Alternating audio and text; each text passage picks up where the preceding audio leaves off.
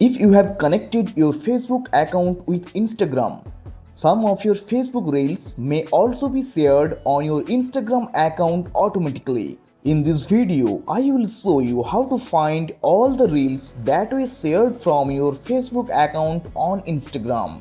So let's get started.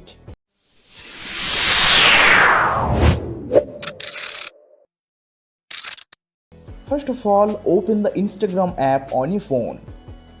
Now tap on your profile picture in the bottom right corner. After that, tap on three lines in the top right corner. Then tap on your activity. After that, tap on Reels. Now here, you just swipe left.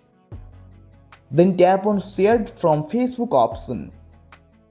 Now here, you will see only the Reels that were shared from your Facebook account. Okay guys, if you found this video helpful, please like the video and subscribe to the channel.